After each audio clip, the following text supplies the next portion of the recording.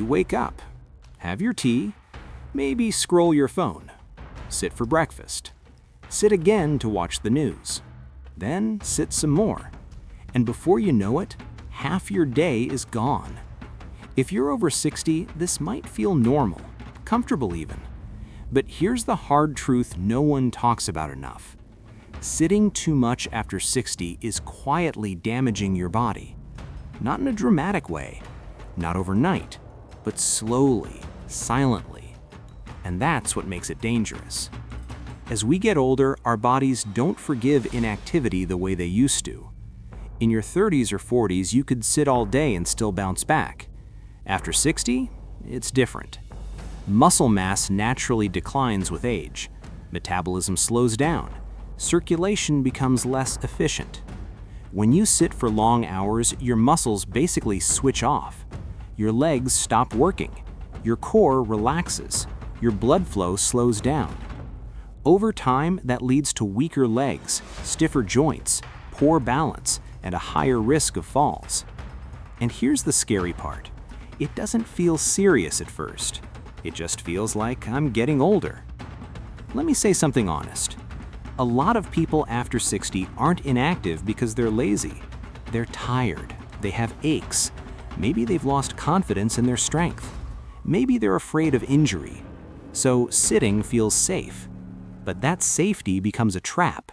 The less you move, the weaker you get. The weaker you get, the less you want to move. It's a cycle. And it happens so gradually you barely notice.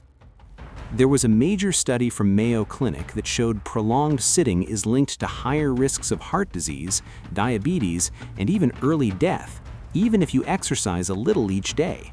Think about that. You can do a 20-minute walk, but if you sit for the other 10 hours, your body still suffers. Because movement isn't just about workouts, it's about consistency. So what actually happens when you sit too much after 60?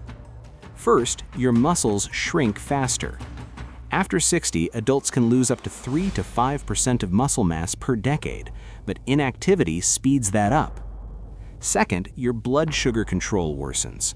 When muscles don't move, they don't use glucose efficiently. That increases diabetes risk. Third, your posture collapses. Rounded shoulders, tight hips, lower back pain. And once posture declines, breathing becomes shallower, energy drops. You feel older than you actually are. Now, here's the good news. You don't need intense workouts. You don't need a gym membership. You don't need to train like you're 25. You just need to interrupt the sitting. That's it. Let me give you 3 simple steps. Step 1, the 30-minute rule. Every 30 minutes, stand up. Even for 1 minute.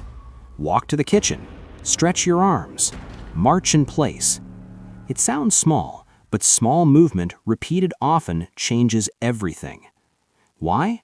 Because your muscles turn back on, blood starts flowing again, your brain gets more oxygen, you feel more alert instantly. Step 2, make movement part of routine, not motivation. Don't wait until you feel like exercising. Tie movement to habits you already have. After brushing your teeth, do 10 slow squats holding a chair. After watching one TV episode, stand and stretch during commercials. After lunch, take a 5-minute walk inside your house or outside your gate. When movement becomes automatic, you stop negotiating with yourself. And that's powerful. Step 3, protect your legs like your independence depends on it. Because it does. Strong legs mean you can climb stairs, get up from chairs, catch yourself if you trip. Simple exercises work. Chair sit to stands, heel raises while holding a counter, slow, controlled walking. You don't need perfection, you need consistency. I know something else that happens after 60. Sometimes you feel like your best physical years are behind you, like decline is inevitable. But here's the truth. Decline speeds up when we stop using the body, and it slows down when we challenge it, even gently. Your body still adapts, it still responds, it still improves.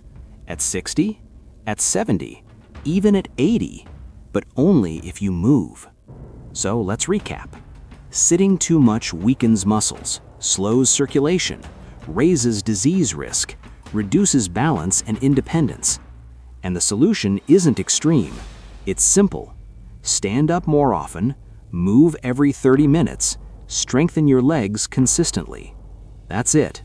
Start today, not next week, not when you feel ready. After this video ends, stand up, walk for 2 minutes. That's your first win. Small steps, every day. Let's protect your strength, let's protect your independence, and let's age with power, not passively.